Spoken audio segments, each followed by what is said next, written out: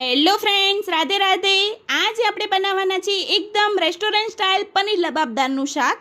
આ શાક ખાવામાં એટલું ક્રીમી, ટેસ્ટી અને એકદમ રીચ બનશે કે તમે આ શાક ખાધા પછી આંગળીઓ ચાટતા રહી જાઓ એવું તૈયાર કરીશું. તો આ વિડીયોને અંત સુધી જરૂરથી જોજો. અને આ વિડીયો જોતા પહેલાં અમારી ચેનલ સબસ્ક્રાઈબ ન કરી હોય તો પ્લીઝ પહેલાં સબસ્ક્રાઈબ કરી લો અને હા, બેલ આઇકન જરૂરથી દબાવજો, તો તમને આવી નવી નવી રેસીપી ઇઝીલી જોવા મળી જશે. તો ચલો હવે રેસીપી સ્ટાર્ટ કરીએ. સૌપ્રથમ આપણે ગ્રેવી તૈયાર કરીશું. એના માટે એક પેન લઈ લઈએ. પેનની અંદર થોડું તેલ એડ કરીએ. તેલ ગરમ થઈ જાય પછી અડધી ચમચી જીરું એડ કરીએ. જીરું શેકાઈ જાય પછી એક નંગ તજનો ટુકડો, એક ચક્રફૂલ, 2 આખી ઇલાયચી, થોડા આખા કાળા મરી, થોડા કાશ્મીરી આખા લાલ મરચાં, 2 તમાલપત્રના ટુકડા, એક આદુનો ટુકડો, 8 થી 9 કડી જેવું લસણ એડ કરીએ. હવે આ બધા જ મસાલાને આખા સરસ મિક્સ કરી લઈએ અને થોડી વાર માટે તેલમાં શેકાવા દઈએ. હવે જે આપણા આખા મસાલા છે તેલમાં શેકાઈ ગયા છે. હવે 2 નંગ જેવી મોટી સાઈઝની ડુંગળી કટ કરીને એડ કરીશું. એક મોટું ટામેટું કટ કરીને એડ કરીએ. થોડા લીલા ધાણાની ડંડીઓ એડ કરીએ.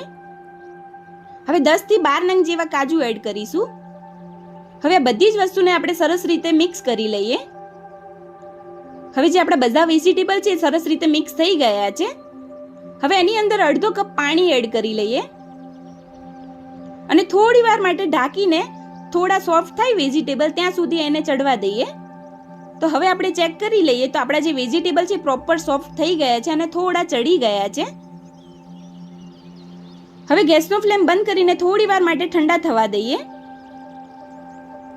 હવે મેં એક બાઉલમાં કાઢી લીધા છે. વેજીટેબલ ઠંડા થઈ ગયા છે. હવે જે તમાલપત્રના ટુકડા છે એને કાઢી લેવાના છે, એને નથી પીસવાના. હવે આ બધી જ વસ્તુને સરસ ગ્રેવી તૈયાર કરી લઈએ. આવી રીતે મેં વેજીટેબલની પ્રોપર ગ્રેવી તૈયાર કરી લીધી છે. હવે આપણે એક પનીર લઈ લઈશું 200 ગ્રામ જેવું. આવું મેં 200 ગ્રામ જેવું પનીર લીધું છે અને આને આપણે નાની સાઈઝમાં આપણે ટુકડા કરી લઈએ પનીરના. આવી રીતે મેં 200 ગ્રામ પનીરના નાની સાઈઝમાં ટુકડા કરી લીધા છે પ્રોપર. આવી રીતે બધા ટુકડા તૈયાર કર્યા છે. હવે એની અંદર મસાલા કરીશું. થોડું લાલ મરચું પાવડર, થોડી હળદર એડ કરીએ, થોડું સ્વાદ એકોર્ડિંગ મીઠું. હવે આ બધા જ મસાલાને આપણે સરસ રીતે પનીરના ટુકડામાં કોટ થઈ જાય એવી રીતે મિક્સ કરી લઈએ. આવી રીતે પનીરના ટુકડા ઉપર મસાલા પ્રોપર કોટ થઈ ગયા છે. હવે આ પનીરને આપણે થોડું માટે શેકી દઈએ તેલમાં. એના માટે એક પેન લઈ લઈએ. પેનની અંદર આપણે થોડું તેલ એડ કરીશું જેથી આપણા પનીરના ટુકડા છે શેકાઈ જાય એટલું આપણે તેલ એડ કરવાનું છે. આવી રીતે પેનમાં ફેલાવી દઈએ તેલને અને તેલ ગરમ થઈ જાય પછી જે આપણે પનીરના ટુકડા છે કોટ કરેલા મસાલાથી એને એડ કરી લઈશું પેનમાં. આવી રીતે મેં બધા ટુકડાને એડ કરી લીધા છે અને હવે આ પનીરના ટુકડાને થોડી વાર માટે આપણે શેકાવા દઈએ. ગોલ્ડન બ્રાઉન થાય 2 સાઈડથી ત્યાં સુધી આપણે એને શેકાવા દેવાનું છે. હવે નીચેની જે સાઈડ છે એ થોડી શેકાઈ ગઈ છે, ગોલ્ડન બ્રાઉન થઈ ગઈ છે. તો હવે આપણે એને પલટી દઈશું. આવી રીતે બંને સાઈડથી ગોલ્ડન બ્રાઉન થાય ત્યાં સુધી શેકાવા દેવાના છે. હવે જે આપણા પનીરના ટુકડા છે પ્રોપર શેકાઈ ગયા છે. હવે આપણે એને કાઢી લઈએ. હવે આપણે એ જ પેનનો ઉપયોગ કરીશું. એની અંદર હજી થોડું તેલ એડ કરી લઈએ. હવે તેલ ગરમ થઈ જાય પછી 1 ચમચી જીરું એડ કરીએ. જીરું શેકાઈ જાય પછી થોડા લીલા મરચાંના ટુકડા એડ કરીશું, થોડી હિંગ, 1 નંગ ડુંગળી ચોપ કરીને એડ કરીએ.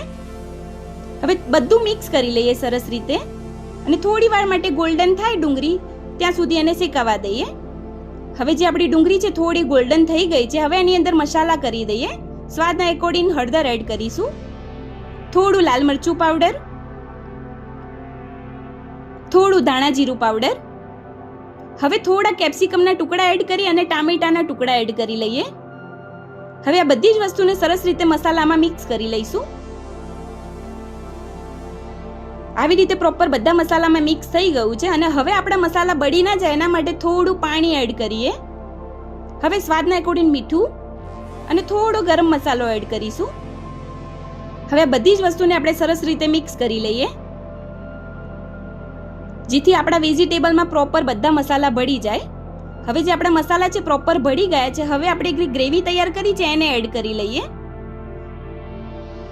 હવે બધી જ વસ્તુમાં ગ્રેવીને સરસ રીતે મિક્સ કરી લઈશું અને ગ્રેવી થોડી વાર માટે શેકાવા દઈએ, જેથી ગ્રેવીમાં પ્રોપર તેલ છૂટું પડી જાય ત્યાં સુધી ગ્રેવીને શેકાવા દેવાનું છે.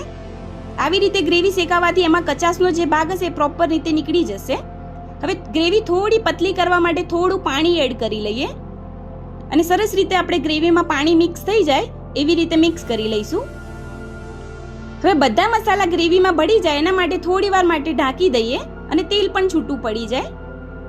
હવે થોડી વાર થઈ ગઈ છે તો ચેક કરીએ તો આપણા મસાલા છે પ્રોપર ગ્રેવીમાં ભળી ગયા છે અને પ્રોપર તેલ પણ છૂટું પડી ગયું છે. હવે થોડી વાર માટે એને હલાવી દઈએ તો આપણી જે ગ્રેવી છે પ્રોપર તૈયાર થઈ ગઈ છે. હવે જે આપણે પનીરના ટુકડા ફ્રાય કર્યા હતા એને એડ કરી લઈશું. હવે સરસ રીતે પનીરના ટુકડામાં બધા મસાલા ભળી જાય એવી રીતે આપણે મિક્સ કરી લઈએ. હવે ઉપરથી 1 ચમચી જેવી કસ્તુરી મેથી એડ કરીશું, જેથી ફ્લેવર ખૂબ જ સરસ આવશે શાકનો. હવે 1 ચમચી જેવી ફ્રેશ મલાઈ એડ કરીએ. મેં ઘરમાં રહેલી ફ્રેશ મલાઈ એડ કરી છે. હવે સરસ રીતે મિક્સ કરી લઈએ. હવે બધા જ સ્વાદને બેલેન્સ કરવા માટે આપણે થોડી 1 ચપટી જેવી ખાંડ એડ કરી લઈશું. હવે સરસ રીતે મિક્સ કરી લઈએ. હવે જે આપણું શાક છે પનીર લબાબદાર રેસ્ટોરન્ટ સ્ટાઇલ જેવું તૈયાર થઈ ગયું છે પ્રોપર ગ્રેવી સાથે. હવે આપણે ગેસનો ફ્લેમ બંધ કરી દઈશું. હવે આપણે પેનને ઉતારી દઈએ શાકને. હવે આપણે એક બાઉલ લઈ લઈએ. બાઉલમાં ગરમા ગરમ રેસ્ટોરન્ટ સ્ટાઇલ પનીર લબાબદારનું શાક સર્વ કરીએ. આ શાક ખાધા પછી મારા હસબન્ડ કહે હવે આપણે રેસ્ટોરન્ટની જગ્યાએ ઘરે જ બનાવીને ખાઈશું. ખૂબ જ સ્વાદિષ્ટ અને ટેસ્ટી બન્યું છે. તો મિત્રો તમે પણ આ ટિપ્સ સાથે જરૂરથી એકવાર ટ્રાય કરજો. રેસ્ટોરન્ટ જેવો સ્વાદ તમને ઘરે જ મળી જશે શાકનો. તો મિત્રો તૈયાર છે એકદમ ક્રીમી, ટેસ્ટી અને રેસ્ટોરન્ટ જેવી પનીર લબાબદારનું શાક. જો તમને આ રેસીપી વિડીયો ગમ્યો હોય તો વિડીયોને લાઈક કરો અને ચેનલને સબસ્ક્રાઇબ કરવાનું ના ભૂલતા. અને આવી સ્વાદિષ્ટ ગુજરાતી રેસીપી જોવા માટે જોડાયેલા રહેજો. અને હવે ફરી મળીશું આવી નવી રેસીપી ટિપ્સ સાથે. રાધે રાધે.